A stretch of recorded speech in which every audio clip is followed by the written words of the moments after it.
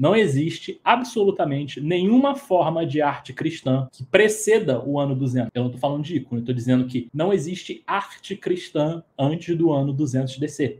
Tem um erro aqui na pergunta, né? Não se fazia imagens de Jesus na igreja primitiva nos anos de 200 a 400? Anos de 200 não é mais igreja primitiva, né? Mas... Cara, então, o que acontece? O que a gente sabe academicamente? Lê o artigo do Atemélios, não sei o que lá, pelo Evangelho. Existe um aplicativo deles na Play Store que tem a tradução do artigo do Carpenter, eu não sabia disso. Que diz o seguinte, que isso é o consenso acadêmico. Não existe absolutamente nenhuma forma de arte cristã que preceda o ano 200. Eu não estou falando de ícone, eu estou dizendo que não existe arte cristã antes do ano 200 DC. Ou seja, não existe um arco que, assim, não, isso é feito por um cristão, entendeu? Não existe arte cristã antes de 200 DC. É algo que existiam artistas cristãos, mas eles faziam arte igual ao resto de todo mundo. O que você tem a partir de 200 DC são fenômenos, tradicionalmente eles se dividem em 3 categorias, cronológicas, inclusive, nas catacumbas, né? Também vê isso. O primeiro e o mais antigo é a arte simbólica, ou seja, é uma arte anicônica, inclusive. É uma arte que você não representa, por exemplo, figuras, tipo assim, você não representa as pessoas, você não representa isso ou aquilo. Sim. Você representa símbolos da fé, ou uma coisa que remete a uma doutrina. Então, por exemplo, o peixe. A maioria das pessoas não sabe, mas o principal motivo para o cristianismo ele ser tão adepto do peixe é que existia uma tradição judaica de que quando Jonas ele foi engolido pela baleia, ele morreu. Então ele não passa 3 dias vivo na baleia. Jonas ele é engolido pela baleia e ele fica no ventre da baleia morto por 3 dias. E depois a baleia cospe ele e ele ressuscita. Os cristãos, eles pegaram, então o Jonas ele ficou 3 dias no ventre da baleia, morto, e depois ele ressuscitou. Eles usavam isso como um símbolo para o mistério da ressurreição divina, porque Cristo ele morreu, ele foi para o ventre da terra 3 dias, e depois ele ressuscitou. Então, na verdade, o peixe ele não é aquela parada de Pedro, que Pedro era pescador, ou porque para fisgar novos fiéis. Não, o evangelho era essa questão de ressurreição. A âncora... Mas por que uma âncora? Porque a âncora ela se refere à firmeza na fé. Tanto que o livro que Epifânio escreve, que é o Ancoratus, que é um livro para as pessoas aprenderem a refutar as heresias e se permanecer na fé.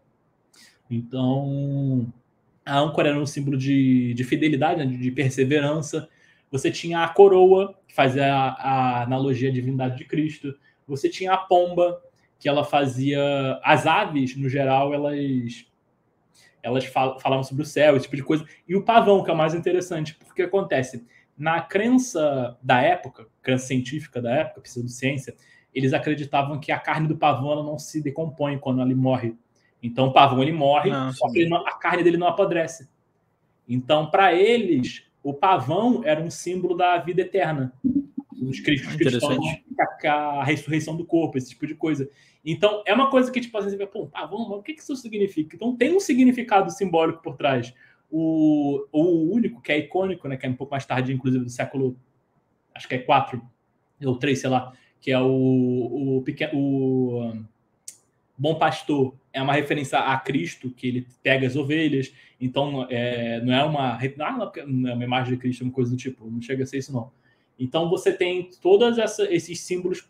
Sim, quando você for ver, por exemplo, em Clemente de Alexandria, que Clemente fala assim, não, as pessoas não devem usar imagens, que não sei o que lá, mas para efeitos de anel, você deveria usar esses seguintes símbolos. Aí ele cita os peixes, aí ele cita a âncora, e o artefato arqueológico mais antigo cristão da Grã-Bretanha é um anel que foi descoberto há 10 anos atrás, no norte da Inglaterra, numa casa de banho romana, que ele é um anel e no sinete está gravado uma âncora, e essa âncora ela desce, ela vira 2 peixes. E é um símbolo cristão. E é datado do quê? Do século III. Porque ela é uma arte anicônica. Então, é interessante como essas coisas funcionam. E aí, a arte das catacumbas, a mais antiga, a do início, metade do século III, ela é assim. E aí você tem a segunda fase. A segunda fase, ela é representações, elas são histórias. Basicamente, elas estão lá para transmitir uma história, como, por exemplo, a Arca de Noé, eventos do Antigo Testamento, até do Novo. Então, elas são basicamente narrativas. E a tardia, que já é pós-Constantino, etc. e tal, ela representa, ela é só um quadro, é como se fosse um quadro. E é como se fosse, por exemplo, Pedro olhando, um busto de Pedro olhando assim para frente, ou Paulo. Então, são esses 3 grupos.